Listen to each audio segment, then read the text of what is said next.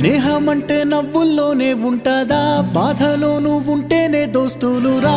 మాది కాదు బాధనుకుంటే స్నేహం ఉండదురా.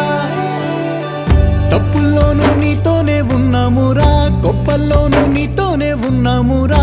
చెప్పలేని బాధే ఉన్నా చెయ్యే బదలమురా.